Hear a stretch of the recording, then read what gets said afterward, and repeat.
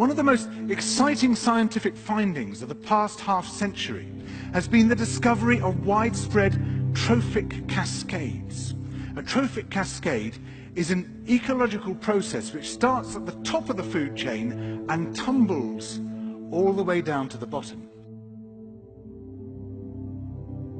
We all know that whales eat fish and krill, and some people, certain politicians in Japan for instance, have argued that killing whales is good for human beings, as it boosts the food available for us to eat. And so you would think. But as the great whales declined, so did the numbers of fish and krill. It seems counterintuitive. Surely their numbers would rise as their major predators disappeared.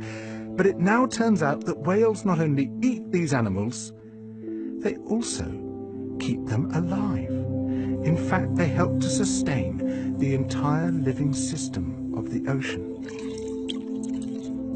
Whales feed at depth in waters that are often pitch dark, and then they return to the surface, to the photic zone, where there's enough light for photosynthesis to happen. There they release what biologists call fecal plumes, vast outpourings of poo, punamis.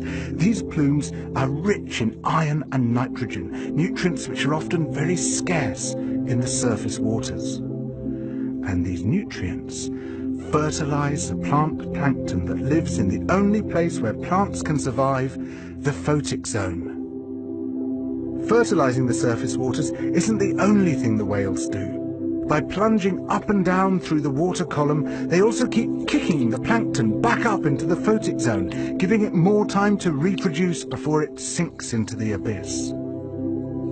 Even today, though whale populations have been greatly reduced, the vertical mixing of water caused by movements of animals up and down through the column of the oceans is astonishingly roughly the same as the amount of mixing caused by all the world's wind and waves and tides. More plant plankton means more animal plankton, on which the larger creatures then feed. In other words, more whales means more fish and krill.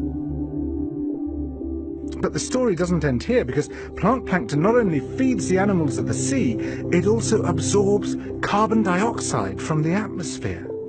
When eventually it sinks to the ocean floor, it takes this carbon out of circulation down to a place where it remains for thousands of years. The more whales there are, the more plankton there is. The more plankton there is, the more carbon is drawn out of the air. When whales were at their historical populations, before great numbers of them were killed, it seems that they might have been responsible for removing tens of millions of tons of carbon from the atmosphere every year. Whales change the climate. The return of the great whales, if they're allowed to recover, could be seen as a benign form of geoengineering. It could undo some of the damage we've done, both to the living systems of the sea and to the atmosphere.